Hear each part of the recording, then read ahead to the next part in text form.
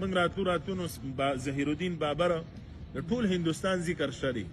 او ظهیر الدین بابر چې کوم دی لومبه جګ دا اوس په باجوړ کې شوی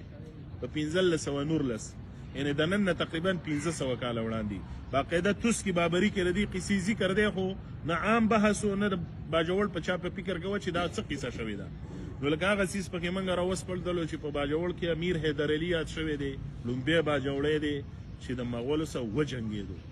او 3000 باجوړین دا په 3 ورځو کې مړ شو ووجل شو نو بابر لیکي وی باجوړین مې مړ کړ خو دا ډېر ظالمان خلکو زه اکثر د مرګرو ته وایم چې دا اوس هم وجني که نه دا تورپوست دی څوک وایي دهشتګرد دي او څوک وایي واشین دي نو مالدا قصه ډېره پخوا ده بابر 1500 کاله مخکې وجلي مي او ظالمان هم دي لکه دې قصې ته هم سوچ دی دا څیزونه اتفاقي نه دي چې ظالم دی نه کي که نه وجلی دی نه شي د دهشتګرد دی نه کي وجلی دی نه شي دا زموږ د مرګ دپاره پیتوی خلک جاري کوي جوړوي دا ماحوله بیا چې بل دور راځي د مغولو وروستو دورې راځي د سیکانو په وخت کې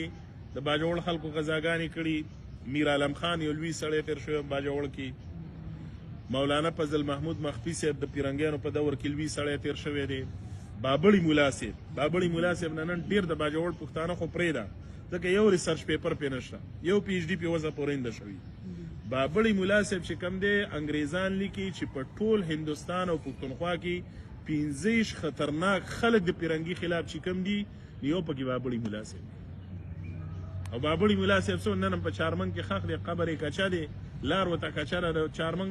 یو سړي نه ما یو ورځ تپوس کوم بابړي ملا صاحب څوک ویل را نه پیژنم چې څوک و که نه لکه په چارمن کې بابړي ملا صاحب نه څوک نه دي خبر دومره لوی سړی تېر شوی په خپل وخت کې داسې زموږ سره په تاریخ کې غازي پیغمبر دا د ارنګ په سیمه یادېږي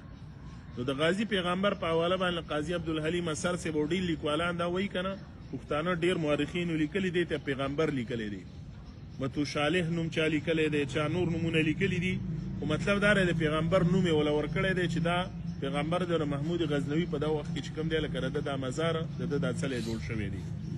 داسې هارون په نامه باندې د هارون په نامه باندې یو لوی اتل زموږ څخه تېر شوی دی په چکدره کې شهید شوی دی د بابړي دغه څه د اډې ملا صاحب سره د اډې ملا صاحب په غذا کې نو چې کله وجل کېدلو که نه نو ټپه ده د هغه د مرګ پسې ټپه جوړه شوې وایي په ملکنډ توره تیاره شوه او هارونه توره ځلوه چې رڼا شینه دا هارون باجوړی دی او دا په چکدره کې نن هم ښخ دی لکه هارون هم څوک نه دي خبر غازي عمرا خان چې کوم دی غازي عمرا خان دا بنیادی باجوړی دی جندول نه دی جندول میدان برول تر د خزانې پورې دا سیمه چې کوم ده لکه دا د باجوړ برخه ده دا خو اوس لکه صفدرخان او دا دیر نواب سمجوته وکړه په 1898 کې او په 20,000 روپۍ باندې لکه دا د میکلینا خوا دا باجوړ خرڅ کړو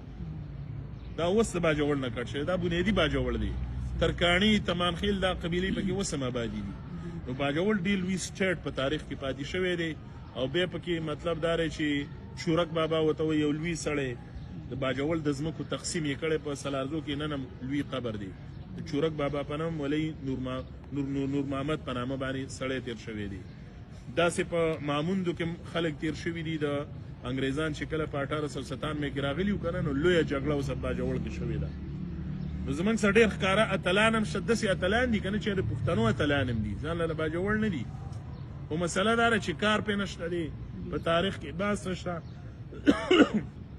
خپل خلک تی نه دي خبره ډاکومنټریز پې نشته دی کم از کم چې موږ دا ویډیو ډاکومنټري جوړې کړو که نه د هغې له لارې هم خلک څه نه څه خبرېږي خو چې لږ لږ کار موږ وکړو